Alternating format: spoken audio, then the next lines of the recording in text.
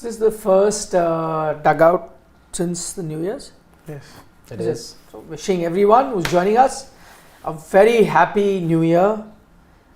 Well, here's hoping that your 2024 happens to be the bestest year ever, better than your previous best year, whatever year that might have been. 2023 or 22 or 20 or 21 or whatever, 15, 16. 2011 would have been, I'm sure. 11. I can't go further back because then Shashwat wasn't born. I can't go further back than that. So whichever year was your best year, here's hoping that 2024 is the best year for you personally in whatever you are trying to achieve or your endeavors are towards. I hope that succeeds. For us on Sports Today, we can just hope that it's a great year for Indian sports because two very important events are going to be coming up. One, of course, the T20 World Cup, and you know how long we've been waiting for a trophy, an ICC trophy. So here's hoping India can, turn a corner, though it's going to be very tough because in the T20 format, unlike ODI cricket, where you clearly had 3-4 teams or at least 2-3 teams that were a cut above, in T20 it's going to be very tough, multiple teams all closing in. In fact, now even a team like Afghanistan becomes very dangerous in T20. So multiple contenders will be there for the T20 World Cup. So it's not going to be easy.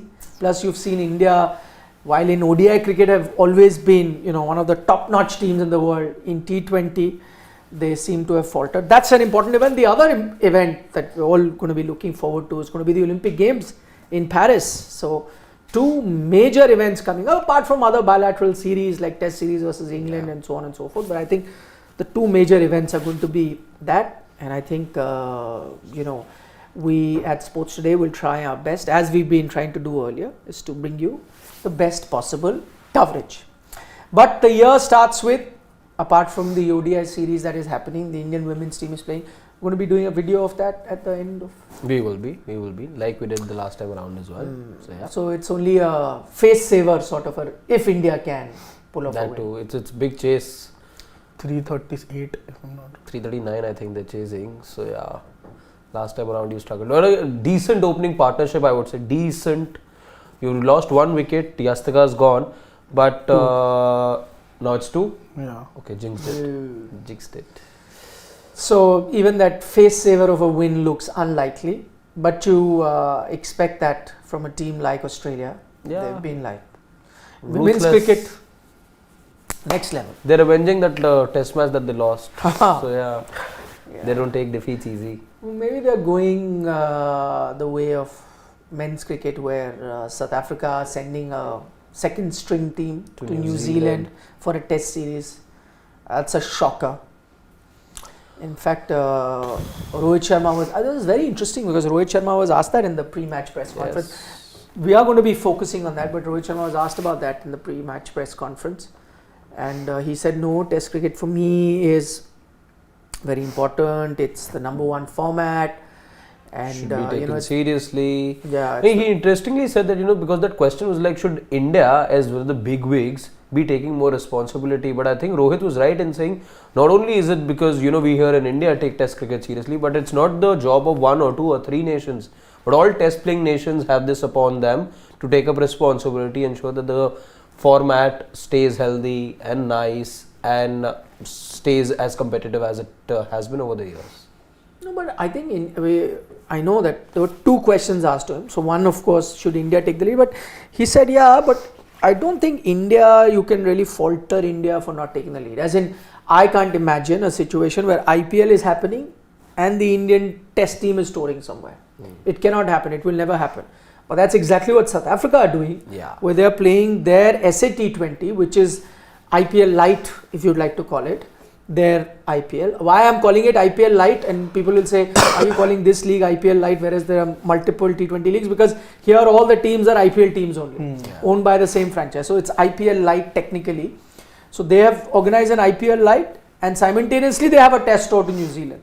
That I don't think India has done. So if India were to do that, I agree that because now with the money power and all in India's favor, if India also start doing it, then other countries might take a lead. But in this case, India haven't done it. But you still have a situation with South Africa doing it. That's bizarre. And that is something that also happens in Australia. But the difference there is Big Bash is on and they have a test series. But the difference there is they send their top players to play the test series. And if they are part of a Big Bash franchise, they miss those games. But here it's the exact opposite.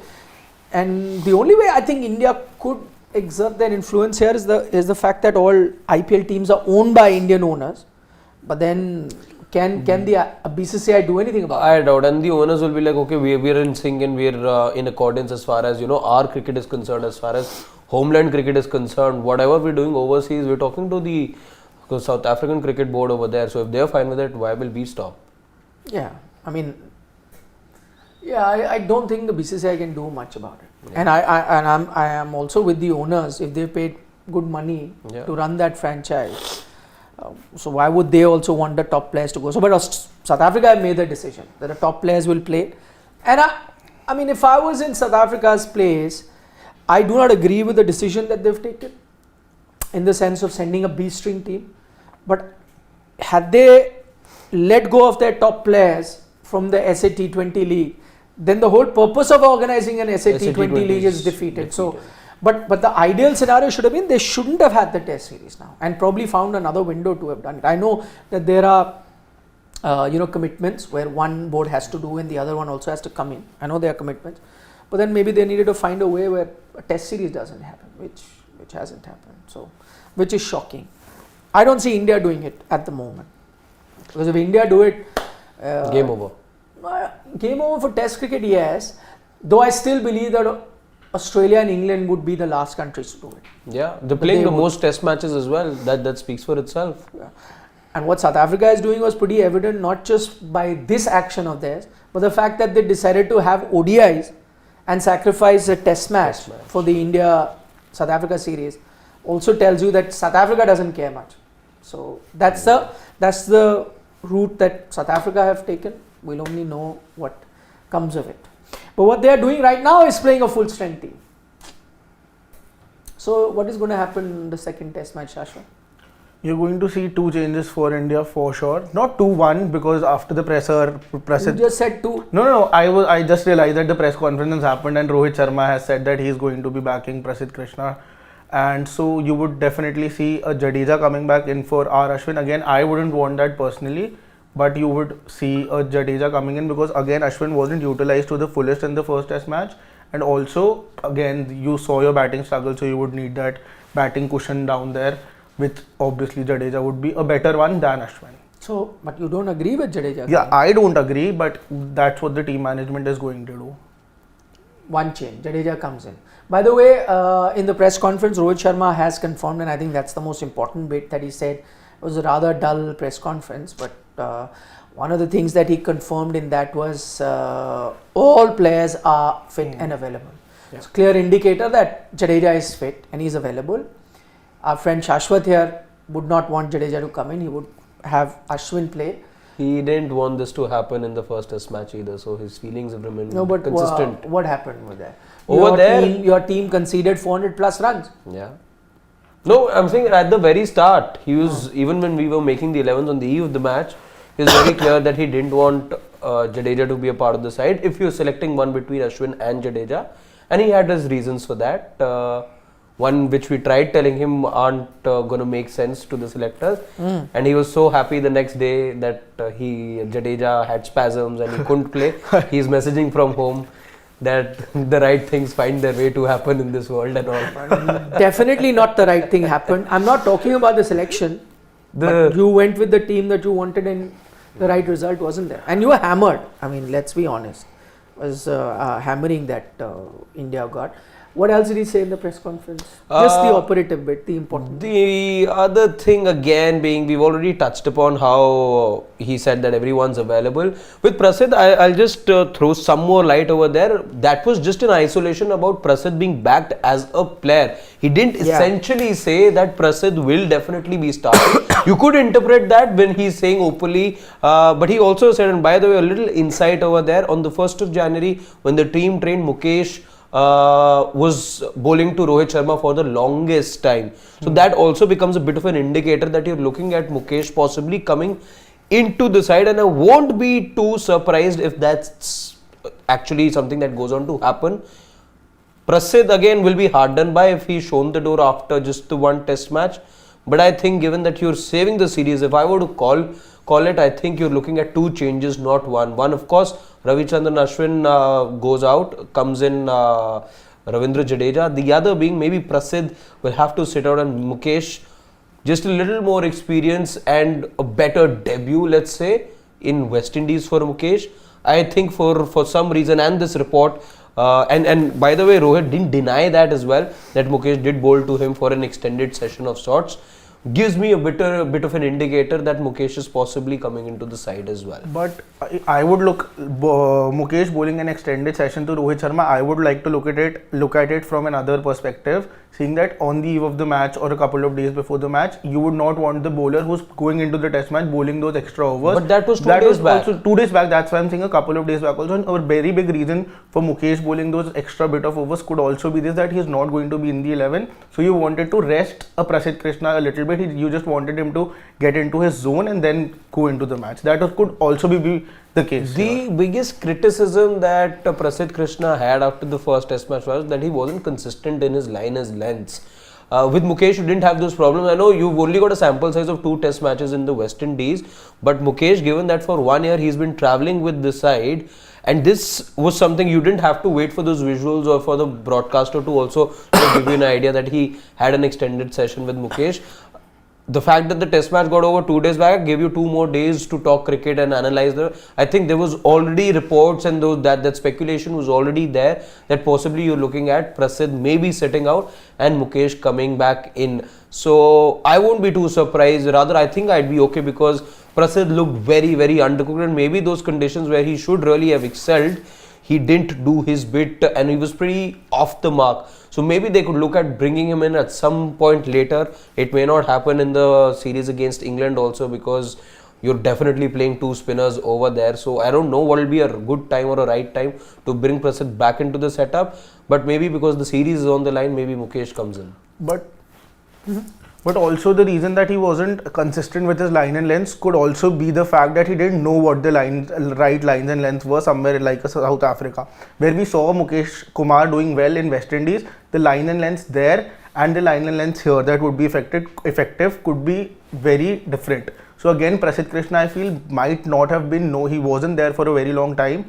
So maybe he did not know the right places where to bowl. Now he has got that time, he has got that. So if he does not know the right line or length, why is he playing? Because it's test match, na. It's not our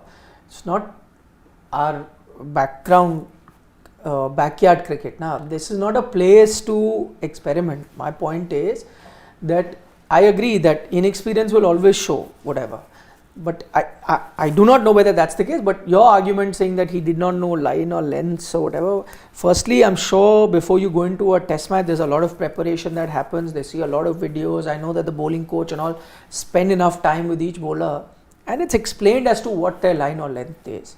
So they are told what to do. Whether that works, doesn't work is another thing. Whether they execute that to what they've been told is a entirely other thing. But this can't be an argument that he did not know what the right line or length is. In case if that's the argument, then he should not be playing. The problem with Prasidh Krishna was the fact, and I will not blame Prasidh Krishna for it, I'm going to blame the team management for it. He has played all of 12 first class matches.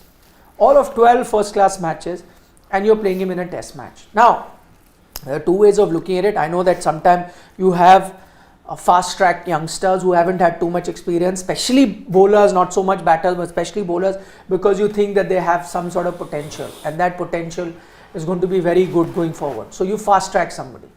But 12 first class games and he comes in, again, questions need to be asked of the people who made those decisions to have played him in that game, and clearly that inexperience showed. Now the only benefit of the doubt, and the people that are sitting there who took that decision clearly have played a lot of cricket, understand a lot of conditions. So you try and think, why is it that they would have risked playing a guy who's only played 12 first class games, let alone playing in overseas conditions, and South Africa where you haven't played, but someday he'll have to. The only thing that I could think of, one, they see a lot of potential, which you say that Rohit Sharma has mentioned. And I know that tall guy, has that ability to crank it up. He's done well in limited opportunities in white ball cricket once in a while, impressed there. So all of that you have taken into account. That one is potential. But I think the more important thing why they may have gone with Prasidh Krishna was the fact that South Africa, and you got to understand, South Africa, like Australia, like England, is distinctly different. Sometimes we look at them as Senna country and think that Senna country is a place where it helps fast bowlers. But it's very different in South Africa vis-a-vis Australia and England. I think this is that one place where hit the deck bowlers do rather well. Yeah. So I would have, if you ask me conventional logic, I would have gone with a Mukesh with far more experience. But Mukesh is your bowler who gets the ball to move, right? He's that conventional bowler. Is he the right guy to be bowling in South Africa? Maybe, maybe not. But between a Prasidh who's still that tall, could hit the deck hard, and that height usually helps, especially when you're batting towards the latter half, fourth innings. That's another matter. India did not get South Africa to bat, but fourth innings, sometimes you get that up and down bounce in South Africa. If you look at those things, that could be a scenario that a tall bowler like Prasidh Krishna comes in. That could be a scenario that you need a hit and deck bowler. That's why probably they went with Prasidh Krishna in the first test match. Now the question is, should they go with him in the second test match? I agree with Shashwat where he says, with Harshit when he says that it's not necessary that Rohit Sharma backed him in that press conference means that he's going to go with him. I think he spoke at a much larger macro level where he said that we want to back him, we see potential in him. That does not mean that tomorrow you see a Mukesh come in for Prasidh, if that is a change. It shouldn't be surprising. They could still do it. But in the long run, they want to back him. Having said that, if you ask me personally, I think it'll be unfair. He didn't have a great first test match. So what are you going to do? If you see that he's got potential, and if I'm a captain who's investing in a bowler going forward, I'd want him to play Prasidh. If I was captain, I'm going to play him. I'm going to play him another test match. I think the larger question that needs to be asked about India's bowling, should Shardul Thakur be playing, a test match? Because with Prasidh, you are saying, okay, maybe inexperienced first game, could have been better in the second. Secondly, he's the guy who hits the deck, kind of a bowler that could do well, especially in a place like Cape Town. Can you look at Shardul Thakur going out and playing both Prasidh and Mukesh? Difficult. I think again the idea is, and that Shardul in the first place also was in the side because you're looking at extending that batting. But my point who do you turn to? Otherwise, who do you turn to? What is the extension of? That's what I'm trying to say. Okay, I agree. To an extent, I'll still go with an Ashwin if you talk about extending the batting. If that argument is there. Now, between Ashwin and Jadeja, that argument doesn't come because Jadeja the better batter. But I'm saying, if you were to say that I'm picking Ashwin for whoever, because he can extend some batting, I will still go with him because he's got test match hundreds. Yeah, 5 of them. I think in how many ever games, I was just looking at Shardul Thakur's test match batting average, he averages below 20. Yeah. So pray tell me, what is it that you get as a bat? Now, I know that out of the 11 test matches he's played, if I'm not mistaken, I think he's 11 test matches. In 11 test matches, there was only one match that I can think of, and that in South Africa. I think there was Centurion last. Joburg, I think, where he picked 7. Yes, 7 wickets. Joburg. Well, that was Joburg. That's the only test match that I can think of that he's really had an impact as such. But in those other 10 test matches, I can't see that impact either with the ball or with the bat. If someone's batting, how much difference does it make? Or the other option, if your batting is your worry, and I agree that batting is your worry with the way you folded up for 130 odd in the second innings, right? Batting is your worry. Then what stops you? And by the way, this would be my team. We'll get to what, should Shardul play, go out instead of looking at a Prasidh Krishna going out, just one match, you're worried. Either you bring in a Mukesh, I think who could be a better bowler than Shardul, right? Going back, whatever, doesn't offer you that batting, but then I say that Shardul's not also giving you that much batting. Or the other option is go with one bowler less. That's the problem. I'll tell you why. Because again, you see, and that becomes a bigger problem because then you're risking somebody like a Jasprit Bumrah, who anyway with this undercooked bowling and this inexperienced bowling lineup that you have had to shoulder a lot of the pace bowling burden. Now if you get him to bowl too many overs, you don't know what you're risking him for. It's a T20 World Cup here. That's the question then. No, but then you have to win a test match, yeah? How do you win a test match? See, if you're going to keep thinking there's a T20 World Cup and I'm saving you for the T20 World Cup, then you're losing sight of what is at stake here. Yeah, we just started the program by saying test cricket is most important. But maybe, you know what, I think all teams, and it's not just the Indian team, let's talk about the other test match happening tomorrow as well, the Sydney test match, where Shaheen Shah Afridi has also been rested. Why? You look at his workload, you look at inexperience. I see some parallels over here. Inexperience. They're playing a longer test series now. They're playing a 3-match series. I'm saying in 2, Shaheen has already bowled close to 100 overs, 99.2 overs. He's bowled. Jasprit Bumrah has not bowled those many overs. But see, he's also come back from an injury. But has he played the white ball series?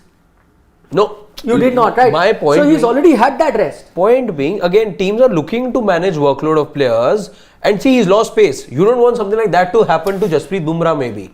But I'm saying he's already had that rest. Now it's coming from a rest. Yeah. You rested him. You did not play in the white ball series, right? Yeah. Now then you might as well wrap them up in cotton gold and not get them to play.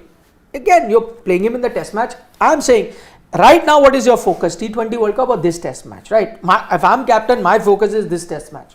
For now. Yeah. Because I already 1-0 down. I don't want to be going 2-0 down. For me to do 1-all is also a major achievement for an Indian team to go and draw, and that's the best India has managed to do in South Africa, right? To come and draw a series. So I'm looking at this series. I'm saying, how do I get my balance right? The other option is you're going with a Jasprit Bumrah. You go hope for a Siraj also to step up. Think that he's had a bad game. Hope for whoever is your other third bowler, which could be possibly Then Prasidh Mukesh or Mukesh, whoever. If you go with a Prasidh also, hope that he has a better game, and you have another spinner. Maybe, and India has played with 4 bowlers. But then it's not unusual. Put in an extra batter. That is Bharat. That's the only option you have then. Put in an extra batter.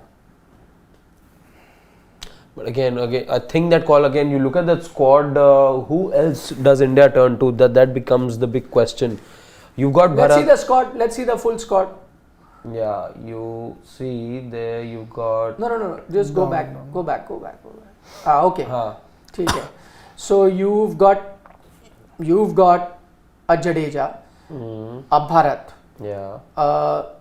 Abhimanyu Iswaran. Iswaran is there. Where would you fit him? He's Bat wherever. And that's it. I'm saying if you want to, your batting actually gets better. Let's go another logic. Have Ashwin as your spinner, just throwing in and Jadeja, the batter is pretty handy. I know that this is not a spin friendly track, but if I'm saying you're trying to bolster your batting, if that's the issue. See, just go back to that test match. What was the problem in that test match? 2 things, and that I think, that wasn't a pitch where India should have conceded 400 runs. And that wasn't also a pitch where India should have been out for 100. Folded, yes. Yeah. So, on both counts, you're falling short. Yeah. How do you bring the balance? Now, I think we've discussed this for very long, that ever since Hardik Pandya decided not to play red ball cricket, you were struggling to have that all-rounder. Have you got a proper all-rounder? This debate would have been over, right? Your balance of getting the batting and bowling right. My point is, just to get cushion to your batting, you're playing a Shardul, just to get that cushion for your batting. But are you getting that cushion? Is my point. See, so either you go with a batter, whether it's a Ishwaran or a Bharat, or if you don't have too much thing on Bharat, I'm saying treat a Jadeja as a batter, for example. Which you could. That would give you bowling as well, right? Again, may not be the best spin friendly. So if I was to say that in South Africa you're playing 2 spinners, people will say, are you mad? Why would you play 2 spinners? You need to play 4 fast bowlers. I understand all that. But I'm saying if your logic is to play with 4 bowlers and get enough batting so that you can get those many runs, then maybe the other guy, you're just looking him as a batter coming in, like a Jadeja, and that he offers you more overs is another bonus thing that comes in on a day that, let's say, Bumrah or someone is tired, you need someone to bowl a couple of overs from one end and save. That is something you will look at. But just 4 bowlers again, that's too less. That's just too less. 3 fast bowlers. No, I think 4 bowlers is also not that big an issue, but I think Shardul Thakur gives that new dimension to the whole bowling lineup. He's a notch slower than the others, because if everyone is of the same pace, batters would tend to get adjusted to that pace. Again, he's that person who gives, on the wickets of South Africa where you have seen uneven bounce, I think he could be really crucial at times. I know his numbers don't suggest that. You are going to, look at Shardul, you're picking India's test play 11, right? So either you have to be a proper, there are only 3 ways you can make it, right? Either you're a proper batter, or either you are in the 5 best batters of the world or that country, 5, 6, whatever, then you make the test team, or you're in the 5 best bowlers of that country, whether it's a mix of fast bowlers, spinners, however, then you make the team, or you are one of the best all-rounders in the country, you make it, right? That's got to be the logic, right? The problem is, if we were going to play a batter, now I'm just saying, extend that logic to you were going to play a batter because he can bowl you a few overs. Would you ever do that with a batter? No, na. If somebody, for example, let me just throw in another name of, I don't know, a Shivam Dube or a Venkatesh Iyer, somebody like that, who are batters per se, but can bowl a bull. Will you just draft them into a test team because they can give you a few overs? No, na. You're going to be like, listen, if you're playing as a batter, you have to be a test batter, man. You have to be a batter who can play in South African conditions. I can't make a Dube or a Venkatesh Iyer or someone just play test cricket as a batter just because he can offer me a few overs, which may or may happen, I do not know. He may or may pick a wicket or I do not know. But will I play them 11 test matches? I will not. I'm saying in case of Shardul Thakur's case, for you to make a test team, you have to be amongst the 5, 6 best fast bowlers of the country.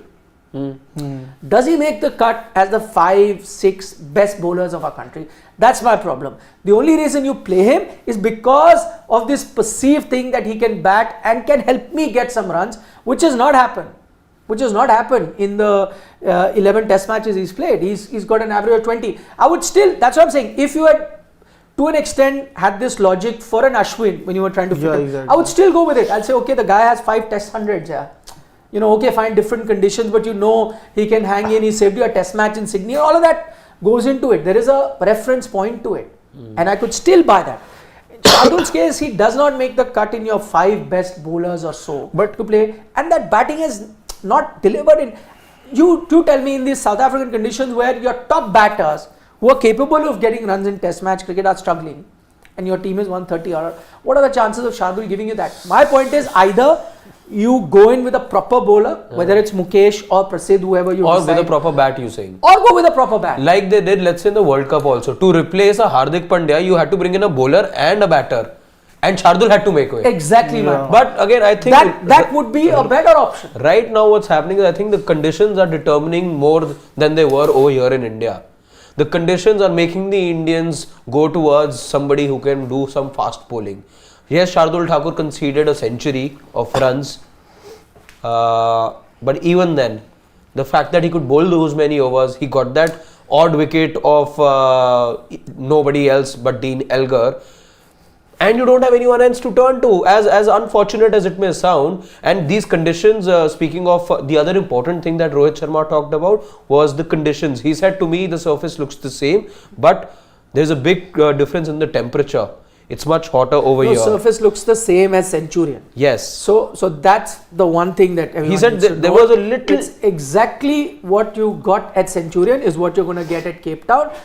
All he said was Centurion had slight more grass than what you've got in Cape Town, but there's not going to be too much of a difference. However, I think the important bit is where he says the temperature in terms of the atmospheric temperature is very different. Yes. So the grass or the surface looks kind of similar, but it's much hotter in Cape Town as compared to Centurion, because Centurion is at a height and Cape Town next to sea, so much hotter. Going by what traditionally happens in Cape Town, it is probably the slower of the tracks that you get. It is still fast. I think it is still a track where fast bowlers would do well, but I'm only doing a comparison, comparing it to the other tracks that you get maybe in a Joburg or maybe in a Durban or maybe in a Centurion. Compared to that, this is slightly slower-ish sort of a track. It gets rough as well, And I think my mind goes back. What he also said, Rohit, was that it's quite similar to the track that we got last time when we played in Cape Town in 2021. While he was not there, Rohit, but he said his teammates are telling him that, the ones that played. So what happened? Just to refresh your memory, what happened in the last Test match that they played at Cape Town? It was a 200-ish kind of innings that both India, South Africa got in their first, and then India got 198 or sort, I think, in the second. It was a 212, 213 sort of a target for South Africa to chase, which at that time looked impossible, but they chased down with rather a lot of ease. I think they lost 3 or 4 wickets, not more than that. And they chased down that 212-13. So 210, 215 seems to be the par total that you get on a track like that. It's what happened in that Test match, which means it'll again, India also played one spinner at that time, and so most likely they will play just one spinner, so they will go in with that fast bowler. My only point was, you go with a fast bowler less, or you go with an extra fast bowler, but then play a proper fast bowler. I would not want to be playing Shardul, because again, based on potential, is he my in the bowlers that I've taken for this tour, is he my top 4 fast bowlers? He is your 5th bowler. He is your 5th bowler. So play your 4 fast bowlers. Play But Mukesh, again, I Prasidh. think force too thin then. But force too thin a bowling lineup. No, I'm saying go play your 4 fast bowlers. Play Mukesh, play Prasidh, play Bumrah, play Siraj. And you can compromising then So on a what batter. is he going? What Again, batting? What were his 2 scores? He gives you one thing, which is hope, and that's it. I think that really matters a lot. And But we don't. It's actually sad that you don't have anyone else to turn to when there is no Hardik Pandya. Traveling overseas becomes a problem for India. There's 5 matches, those 11s you can name right now. Even an Akshar Patel will somehow manage to fit in given the conditions. But it is when you're going overseas, you don't have somebody who can give you good 20 odd overs, have the ability to pick wickets and give you some runs with the bat also. Hardik Pandya, I think it's just not being said officially, but we must accept that he's no longer in the scheme of things. But I mean, while I said that you should go in, I know what the Indian team will do. They're 100% going to play Shardul. Hope that he gets you 1 or 2 wickets, and hope he gets the 20 odd runs that he does with the bat, and those 20 make a difference. See, those 20 can become I like think a that's 40 like it did in the WTC final this year. He got about 36-40 runs if I recall. But that was also, you were like, arey, something he's given finally. But we don't go with the same logic when we are picking the spinners. Like this logic of playing the best best bowlers, the top 5 bowlers. Then in that scenario, you don't get it's not a Jadeja who makes it to the best 5 bowlers. Then it's Ashwin. But you play Jadeja only because of the reason that he gives that bat. That's not true. Had it been in I think in Indian. See, one, I agree, you're hampered by the fact that all-rounder is not there. Yeah. See, that I agree. But I'm saying, okay, assuming that this was to happen, you went with an Ashwin earlier. Why I'm saying play your 4 bowlers. Now let's say Jadeja comes back and you're compromising there. Let's take that Ashwin's the better bowler in Test match cricket. So compromising there. But what you do benefit is with the batting, right? With a Jadeja coming in, that there's slight more cushion in batting compared to Ashwin. Now when that cushion is coming, then why not let go of the 20 runs that Shardul gets and hope that Jadeja gets you the that's where extra runs and play your 4 fast bowler. But again, that's where it goes against, because again, having spinners in the side for anyone, not just India, hasn't really helped. South Africa anyway is a graveyard for spinners. No bowling side or no visiting side has really managed to do any spinner.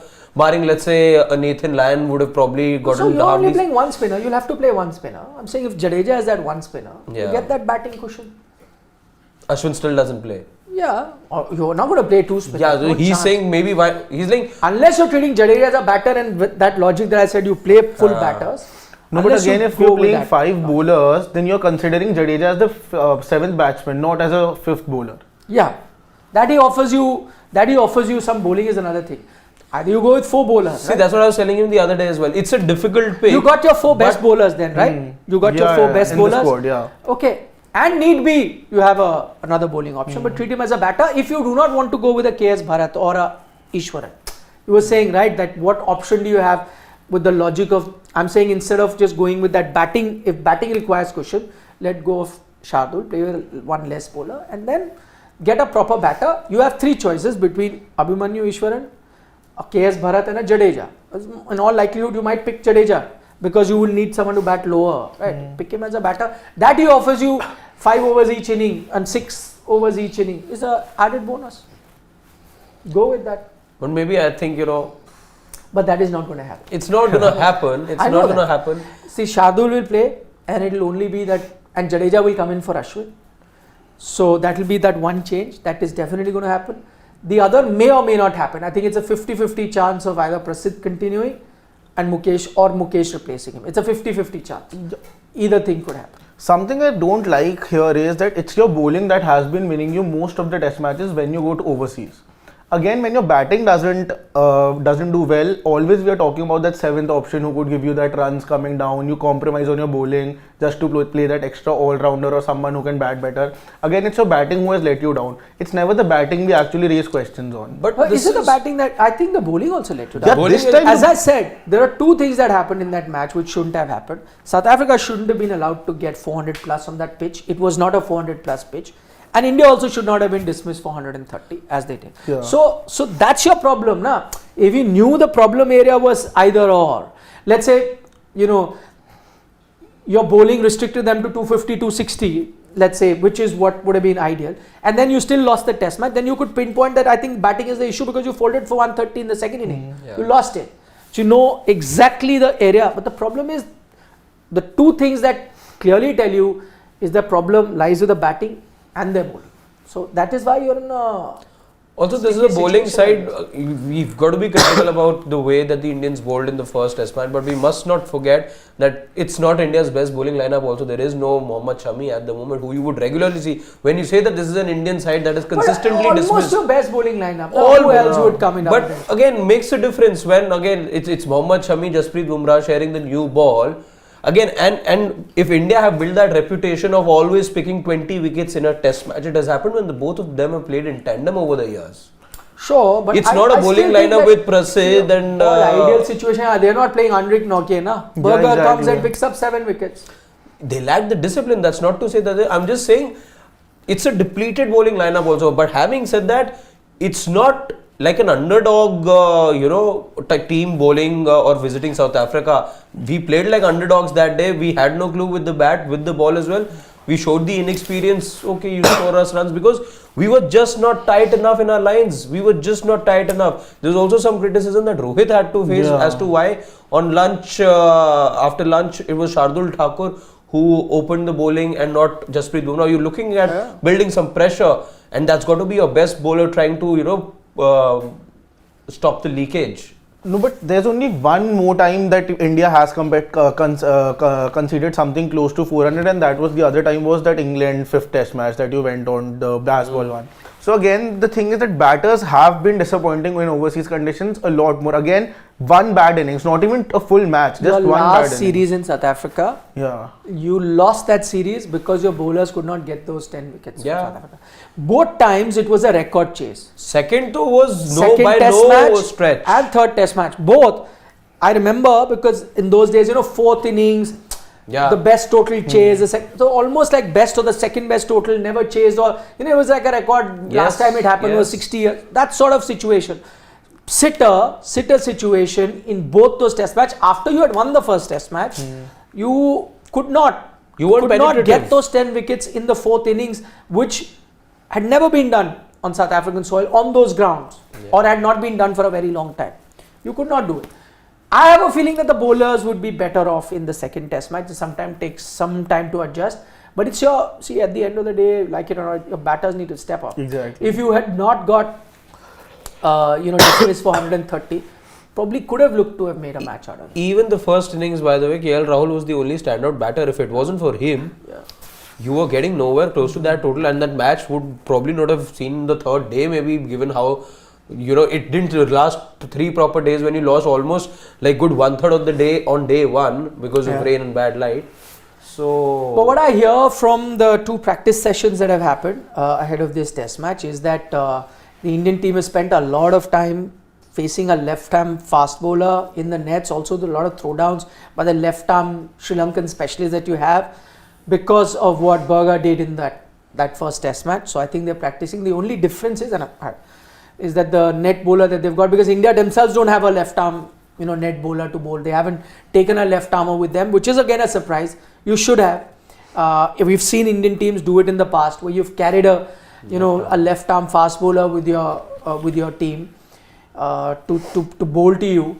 And I'm surprised that the Indian team did not do it. I don't know who's available because there's a lot of fitness issues. You could look at a Khalil or or Mohsin or whoever or whoever. Yeah. Arshdeep. Somebody you could have taken maybe to bowl to you in the nets, because the net bowler that was provided would have been a junior level cricketer or whatever. He definitely was like clearly 10-15 kilometers short on pace compared to what Berger will bowl, and that will never be the same. You probably can work around the angles and an idea how to play. Will never be the same with that pace. So, but I think the best possible scenario is you face the left arm throwdown expert which you carry, and then a bowler to bowl. So India have kind of worked with that, because the batting will need to fire other than KL and Virat in the second innings. Everyone else will need to step up. So left armer, man, that problem just never disappears. Left arm fast bowlers. Debutants troubling India. We've seen that happen multiple times now. I know. Can we take a few comments, please? Let's see. I'm sure folks watching us would have had various suggestions. And we'll try and take some of those. Zakaria says India need an experienced bowler like Mir Hamza. Okay. That's a good point. Tanaji says that Ashwin has only 4 wickets in the last 8 innings in South Africa. That's why I said it's a spinner's graveyard actually, and there's not much to choose from between an Ashwin and a Jadeja to play in this test match, because I'm not expecting either one to be giving me match-winning performances. But I'm going with more, because your batting is struggling with that batting cushion. I think Jadeja might provide that a little more than Ashwin. Okay, Kana wants to know, thank you for your comment, but he wants to know, is number 3 the best position for Gill, or should he open? Kana, that's a very interesting question, because Rohit Sharma was asked this question in the press conference a day ahead of the game, and I like Rohit's reply. He said it's a personal thing for each person. Shubman Gill, which we have told you guys earlier as well, Shubman Gill had earlier said that he wants to do it, and Rohit made it very clear this time also. It was Shubman Gill's choice that he wanted to bat at number 3, and because he asked for it, and there was a slot that was opening up because no Cheteshwar Pujara, so he's got that slot. He asked for it, he's got it. And so what Rohit said, which is interesting, he said for each player it's different. Some people, because in number 3 he said it's a tricky position, because someday you may have to bat the second ball of the match. First ball the opener has gone, you bat second, so it's effectively being an opener. And someday you have to keep the pads on if they get a good start for a very long time. So it can be a tricky situation, number 3. Rohit said, I can answer for myself, and he feels, he said that I've batted it, and I love that answer. He said I've batted at every situation, but ever since I've started opening, I think every other batting position from number 3 to number 7 is not good. Opening is the best position in any format. So if Rohit was given that choice, he would never move from opener to number 3. But then Shubman asked for it, and they said, okay. He also said that Shubman's played there in the past. He's played for his Ranji side in and around the number 3 position, which is what gives him the confidence to be able to replicate those performances for India as well. It's yet to happen. It's not been a move that's really paid dividends to him or the Indian team, but at some point you hope it does, because otherwise you're opening up a Pandora's box. Because what do you do now? Do you move Gill back, and what do you do there? Do you show Yashasvi the door? That could happen, so you never know. Few failures here and there, you never know. That goes back to that. It's happened previously as well. VVS Lakshman used to open. He was asked to open, and then one time he put his foot down saying, no, I'm a middle order bat, I'd like to bat. But to each his own, right? So here's a man who was asked to open, but he took that because he was getting a chance to play, but later realized it wasn't working for him, said, no, I'm not going to do it. So clearly in VVS's case, he wanted to bat in the middle order, and then from there on, the proof of the pudding is in its eating, and you saw it, that as soon as he started batting in the middle order, he was a match winner. par excellence, right? Yeah. So But Shubman Gill doesn't seem to be that comfortable at number 3 when he comes. he asked for it. Yeah, he asked for it, but So I how would don't- he not be comfortable? I don't know. He seems to be a little lost since the time he's been batting at number 3. I think his game style and what suits him. At times, players aren't. I know it's not that big a difference in between opening and number 3. But at times, the opening slot, that's a really different slot to bat at. It suits the players. Now he's used to your batting as an opener in all the other formats. So suddenly, when he has to wait for his batting, sitting outside, he's not the one to go outside and face the ball. It takes time to adjust. But I know, fair point. But I'm assuming that he's okay with it. That's why he asked for it. Like, so clearly when you ask for something, you know what you're doing. Are you okay with waiting or not? Or no, that troubles you. I agree that there's certain people who enjoy that waiting time, seeing the condition. They don't want to be the first one to face the ball. They like to assess the condition from outside, and then they think that's the best chance for them to go in and bat once they've seen how everything is being played out. There are others who probably get anxiety while waiting, and then they think, no, this is not right. Let me just be the first guy and just get it out of my system and face the first ball. So clearly he knew that, right, when he took a call. I don't think waiting and all would be a problem. It could be an issue in terms of how he's approaching his batting. That could be different. It's quite different to being an opener and then batting at number 3. That could be different. But if anxiety or that, being troubled by this weight was an issue, then he wouldn't have asked for it. Because I can't believe, and especially the kind of reputation that he comes with, and you're looking at him as a future, that he would be asked to go there.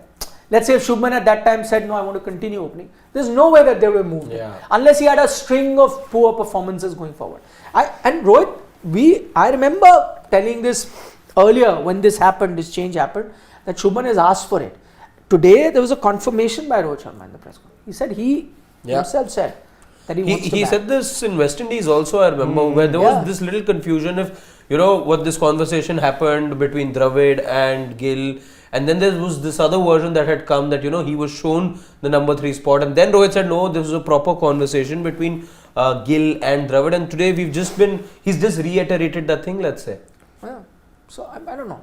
But I mean, it does affect a player's performance sometimes. But don't you think mentally also that's a really big switch from changing from opening to coming out as any other, because 100%. You're seeing the scoreboard moving with you, and when at times you have to go at number 3, that's a sudden switch in mindset that you're seeing the scoreboard already there, bowlers are set, everything is set, you have to start from zero all over again. 100%, but that's what I'm saying. But you asked for it. Yeah, exactly you asked my for point. Exactly, 100%. And he's batted at both those positions, right? So who better than the man himself? Like, he's batted as an opener and the middle order. So he knew that. But somewhere in his mind, he thought that was better for him. Again, we are talking in hindsight. It is a possibility that the position is not the issue and there could be a technical issue that's crept in. Because again, why I'm saying we're talking in hindsight, assuming that he continued to open, he could have still had this kind of scores, right? Maybe like certain shots that he got out to in the first test match, also quite reminiscent of how you play white ball cricket. Especially that's hurt in the second innings. That was not acceptable. But that was a pattern that all the batsmen were following, because what I also felt is that they really understood that this wicket is not a wicket where you're going to stay and then you're going to get those runs. Dean Elgar did, but Indian batters' approach was, since the word go, they were going for all their shots. But that doesn't That necessarily clearly mean it's the right didn't work also. It's very seldom the case where you're looking for a pushback in test cricket. The idea is to endure, the idea is to absorb, the idea is to wait. And there was so much time left in that test match. So if it were the thing, then there's just, bad batting and poor application. It clearly was.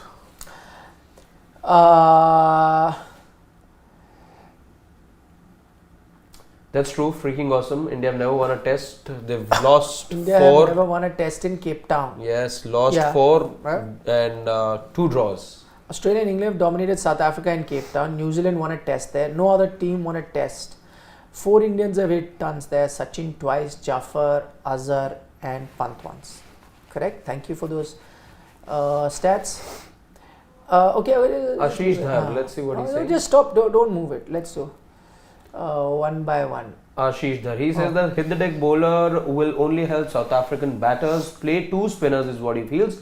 No pace should curtail run making on that particular pitch. New age batsmen have to control shot making exercise this is discipline in staying on the crease. There is discipline. What Ashish is saying, the two bowlers, and we discussed that earlier, two spinners to play, that's not going to happen. I mean, I only propose that because we're looking at various options where we're going to play a proper batter. What I thought, if you want to, that's an option. You play a proper batter instead of, because you want cushion for your batting, you play Shardul.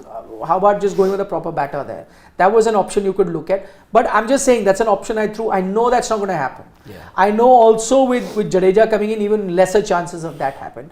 But you could have looked at Jadeja as that second option for a batter, because the only other options available are Abhimanyu Ishwaran and KS Bharat. Yeah. And Jadeja, if you wanted to do. That's not happening. And two spinners are not going to play. This will again be a deck which, even despite the warm conditions around, which is going to help fast bowling. So I don't think India will take that gamble of playing two spinners, unless, as I said, you're looking at your batting, cushioning your batting, but then three fast bowlers, do you risk that? Also, South Africa is very unique in its own way, because we've seen that over the years. This is not just about the Indian bowlers. How much grip do South African turfs really offer? You saw that first match as well. Hardly any grip over there.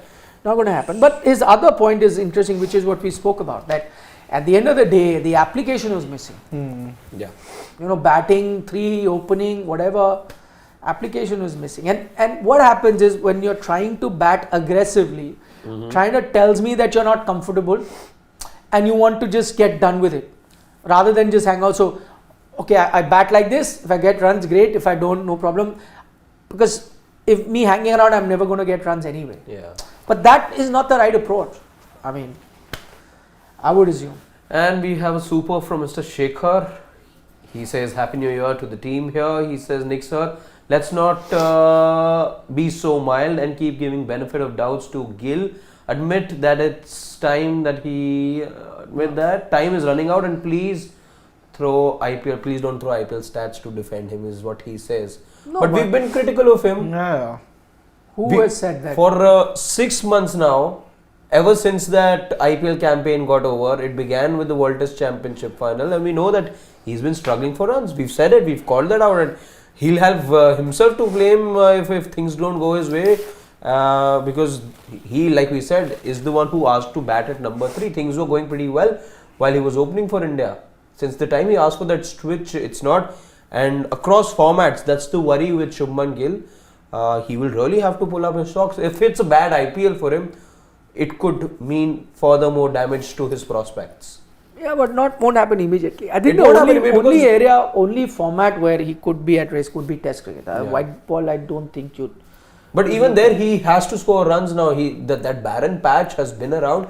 I know that he's been given the backing, and he will continue to back. And you rightly said, maybe nothing will be impromptu or will be that arbitrary that moment it ends the IPL, you're taking a call on Gill. But runs is what Gill needs. Yeah. ऊपर questions थे यार, पवन चले गए वो सब. Okay just ऊपर जाओ, ऊपर जाओ, हिलाओ मत प्लीज. हाँ, पढ़नी, ऊपर जाओ, ऊपर. हाँ बस, just leave it. KK has a question. He says, will play Shardul for one reason, and that for an all-rounder, we need an all-rounder. Okay, he is the one who made a 50 at WTC final. We spoke about it. To remove him, we need better all-rounders than him. That is a no-brainer. We spoke about it. There's a rarity. But I'm saying an average of 20, does that count as an all-rounder? I know that some people might, go and suggest that he got runs at few other matches as well. I think in Australia or wherever else, he has got a few runs. But I'm saying, overall, are you going to wait for that one lucky game to turn up where that runs happen? I don't know. I'm not too sure. But the only thing where I still see the team playing Shardul is that other fast bowlers are not pushing him. See how that would have changed. Assuming you saying all Prasidh, 4 would have been on Chong. Prasidh had an outstanding game. Okay. Then listen, Mukesh is sitting out. We haven't given him a chance. You allowed the South African team to get 400 runs. You need all bowlers to chip in, right? You can't drop Siraj. Right? There's no way Bumrah is going to sit out. If Prasidh had a thing, then he would be pushing Shardul to be out, then you would want a Mukesh. The fact is that Prasidh did not have a great game. Yeah. Or people will say, what's the difference between a Shardul or a Prasidh? Play anyone. And Shardul will get you some runs as well. That's the logic that is going to come. But I'm saying, with Prasidh, we've not seen what he can do in Test cricket. He's just played that one game. But with Shardul, we've seen enough of him in 11 Test matches, right? So is he the bowler who can win you matches with bowling or with his batting? Is he, or that combined, little bit of bowling and batting combined, has that been able to do it? It's not happened. That's why I'm saying you're benefiting right now by playing. Otherwise, I don't know whether is he in your top bowlers. I give you an example, whether he can make a team as a top bowler or as a top batter or even as an all-rounder. So because you don't have any, you're trying to adjust that. That's why I'm saying it's rather better that you go with out-and-out specialists. The only reason that will not happen is because your other specialist bowlers are not pushing enough for you to say no, Shardul needs to sit out because Prasidh is so much better as a bowler.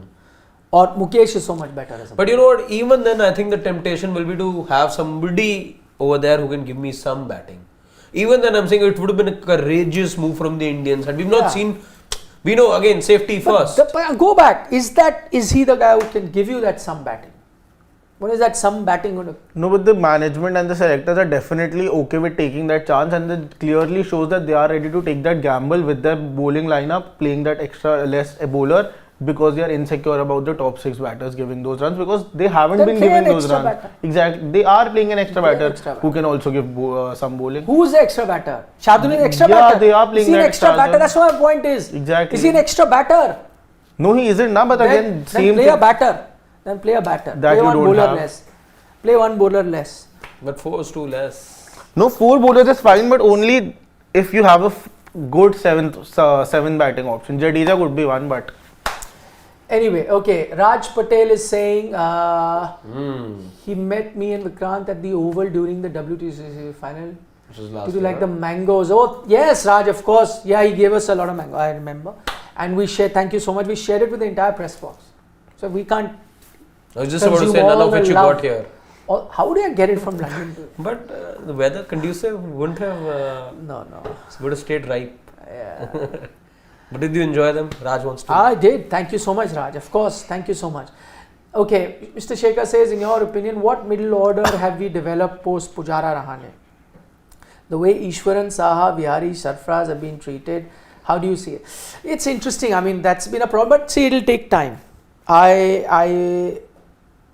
But of the opinion that once you've gone past Pujara and Rahane, and by the way, you had to someday, so I have no or issues with that. You move forward. But how will you suddenly develop it? I think you have gone with a Shreyas Iyer, who's the next in line, and now Shubman has become that next in line because he's decided. They need to be given some time. I think you have that middle order. If they do not succeed in the time that they get for very long, then you have to see. And then that's where you go. Also, I think Vihari, you were unfair to him at one point, not selecting him, then making him open, then pushing him in the middle order. But I think his time also in that sense is done. You got him back, but hasn't. I was the one who stood up always for Vihari, saying you're being very unfair. He's the guy who put his hand up all the time. Please stay on the question, Pawan. तो आप पूरा एक बार पढ़ लूँगा ना मैं फिर. So नहीं वही जो हम प्लीज ले रहे हैं कैसे. So so he spoke about Vihari. We did, for a long time, back him. But I think also you had to move on from there. You have Sarfraz is that guy. I agree that you've not looked at him so far, but who knows? Maybe a few series here and there. You have an England series coming. I don't see any changes there. But if your middle order doesn't come together, then you'd have no option but to go to Sarfaraz again, 1,000+ runs, 3 years on the trot. Wasn't selected for Windies, but Ishan Kishan was. Again, you're taking serious calls and you're making things very clear, I think. Well, that's very clear messaging. And do you really think that the selectors and everyone is making that culture for red ball cricket? Like, I do understand that on the basis of the IPL has become that benchmark for the white ball cricket. Definitely it has. But for red ball cricket, again, that importance isn't being given to the Ranji Trophy, and that's why a lot of players try to miss the Ranji Trophy season because you have the scheduling. I still remember earlier it used to be the Ranji Trophy, then the Vijay Hazare, and then the Syed Mushtaq Ali. Now it's reversed. Now it's the Syed Mushtaq, then the Vijay Hazare, and the Ranji Trophy. Again, you're giving the least importance to Ranji Trophy, and what players tend to do is miss the whole Ranji Trophy, because they know the IPL is immediately after the Ranji Trophy, and they tend to miss that thing because they also know that the red ball cricket selection isn't been going to done from the Ranji Trophy.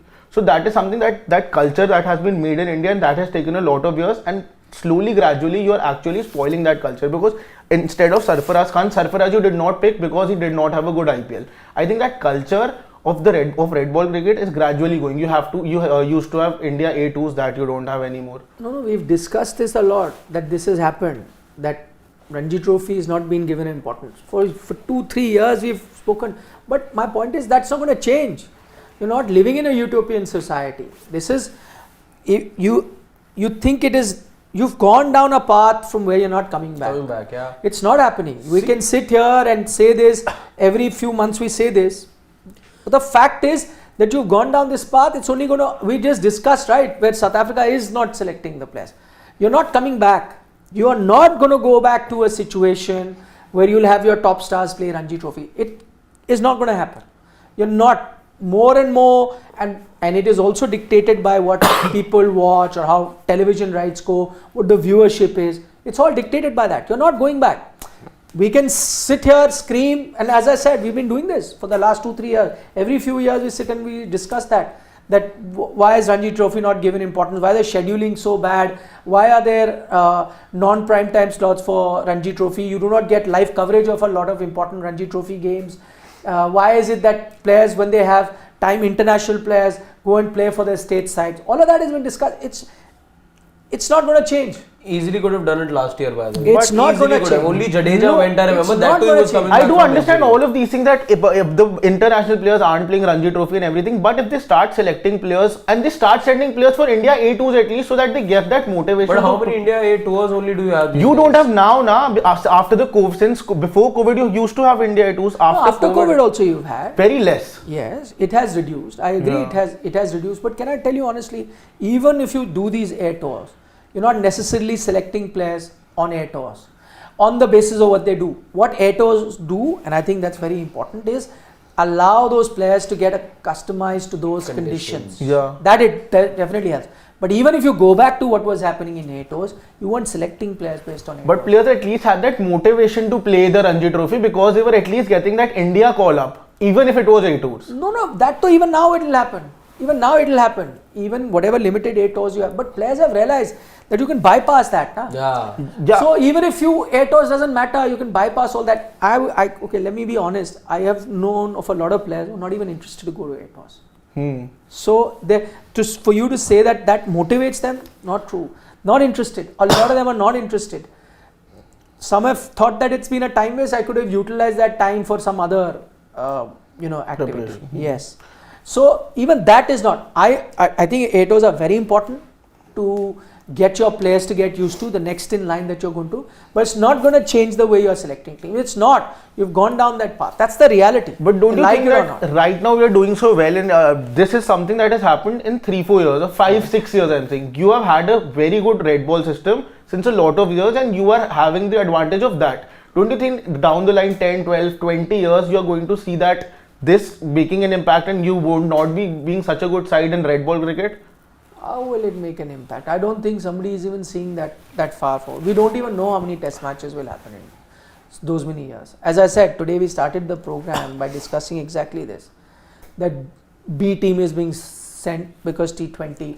By the way, don't be surprised. The reports of India planning a T10 league as well. So when this will start happening, when your IPL will become 4 months, 5 months, will you have time to have those bilateral test series? That's the reality. As I said, you're not staying in a utopian world where everything that you want is going to be done right. I don't think so. Players know that too. It's quite evident. And to be honest, this Rohit Sharma, Virat Kohli and the likes are the last of the generation that treat test cricket as the ultimate. Even that is changing. We can run away from it, but it's not going to change. It is. And then what will you do? You will still be good in test cricket. Why? Because at home you will prepare the tracks that you want, you will win the way you want, you will play the WTC final. What happens in the final is another thing, depending where it's being played. But you will do it. It will happen. If you are that in fact not just all BCCI, those I boxes think you wanted all, to tick. all other nations were also doing this. So the bar No, would. but it's not to that. See, South Africa have had the kind of pitches that South Africa always had. Australia has had the kind England, of you've pitches seen a that bit of a change now. Yeah, but pretty much the same. I'm saying in India you had spin-friendly tracks, but not the kind of tracks that you're getting right now. Yeah. You never did, right, for so many years. So, point is, if you are so concerned about the health and where your test cricket is going, you won't even have these kind of tracks. What does it do? We've discussed that so many times. It's just going around in circle that your batters don't get enough confidence. Your batters are not, if there was a point that was raised here, they do not have the patience to play a test knock, is because, one, you're not playing Ranji Trophy cricket. You're only playing white ball cricket. The only time you would get that confidence if you are not playing Ranji was when you're playing at home and you had those kind of knocks where you could get 150, 200, 300, those kind of pitches. Now even at home that's rare. One batter gets 100 and you win the match because you're not preparing. So a lot of things have to do for test cricket to change, but I think that will be in an ideal scenario. It's not happening. You and I have to accept it. It will not happen. You will not come back. It could get progressively the other side, but you're never coming back. That's I'm 100% certain about. A good point by Nilesh Sharma. Comment of the day goes to him. He says, "Can India hire Shaheen Shah Afridi as a net bowler for a price at 1 crore monthly?" I mean, Nilesh, I know that you said it in good humor. I like that. But for those of you who don't know, Shaheen's been rested for the next Test match. And he has all the time, but the reason they've rested him is to manage his workload. So he's definitely not going to be a net bowler. But yeah, tell you what, even they become professional cricketers going forward, who knows what happens. And also, you have to take a long flight from Melbourne to Cape Town. Wouldn't that be ideal? Calling Shaheen Shah. Wow, that'd be a luxury. Can we have Wasim Akram trainer bowlers as well? So better to call Arshdeep. He'll have to take a flight from Bangalore only. Yeah. No, but Shaheen, with difference in class. Mr. Shekhar says also pace options are a concern given the limited time for Jasprit Bumrah and Mohammad Shami. There is no immediate partner to Siraj. Next 3 years, very tumultuous in test. Actually, we keep talking about our fast bowling reserves. But I tell you why we don't also see. Because we barely see those reserves playing any sort of cricket other than IPL or Syed Mushtaq Ali. So we don't even know how good or what they are doing. Because they rest like your other fast bowlers, you only get to see them in the IPL. So we'll know. And then a lot of them get injured. Umran Malik, also the way you treated him is pretty sad. Because you got him, he's the next sensation, got hammered in a few games and he's out of your radar. But that's how you build bowlers, right? To take him with you for a test or let him be the bowler in the net. How else will you develop him? Okay, agreed. I think there is a problem there, that a maturity is not there and needs to work on the craft a bit more. Only pace won't do. But at least he's got that pace. Now work on him by taking him there. Get him to play. I know he went for an A tour or so. He went to Ireland also last year where he got smacked for 40, I remember. You work on such bowlers. Huh? Okay, let's take the final comment. Mohit Kulhari, does he have not a question. Okay, that's just he just sent us love. Thank you so much for your love, Mohit. On that note, we'll call it an evening. But first dugout of the year. Yeah. And tomorrow we meet again. First working day of the year. For all three of us. Yeah. We're both enjoying the New Year's. Yeah. Wow. I was in office last year on the first, and clearly as cricket fans it didn't go the way that we would have liked it to be. So like Shane, we'll try it with you this year. Let's see. Ayatho was resting. He was recovering from 31st. I told you I have changed my way of life now. Disciplined life is what I do. That's his New Year resolution. But people were really missing you. Missing me. I miss them too. Thank you so much for your love. But we'll be back. I took a short little break over the New Year. I thought let me end the new year with some relaxation, because we've said at the start, coming year is pretty tiring, hectic. No break now till the end of the Olympic Games. Yeah. It'll be hectic. You know, Afghanistan, England Test Series, IPL. then T20 World Cup and Olympics. Bang, It's bang, all bang, back to bang. back. It is all back to back. So yeah, so you know, we're just warming up slowly. There is, by the way, the under 19 World Cup as well. Yeah, Jan. This month only, na? Yeah. Starting very soon. But I think you're not the best team there going into it. We'll see. Until then, bye bye. We'll see you tomorrow. 1:15. We start with the coverage for the second Test match. We go Yeah. all the way. Beautiful Cape Town. What a ground. Amazing. Beautiful backdrop. Backdrop, Table Mountain. Table Mountain. Oh. Amazing. Very nice city also. Beautiful city. Beautiful, beautiful city. The ocean, the water is very cold though. But I don't know how the South Africans, they go surfing there. Cold water. Even in summers it's cold. And they go surfing in that. But the natural beauty of Cape Town is one of the most prettiest cities that I've been to. Very, very nice. Let's see. Rainbow Nation, if it's kind to us in the second Test match. Take care. See you tomorrow, 1:15. Bye-bye from all of us. Vanakkam, Nandri. Shabba khair. Siddharth's on a holiday. Nandri.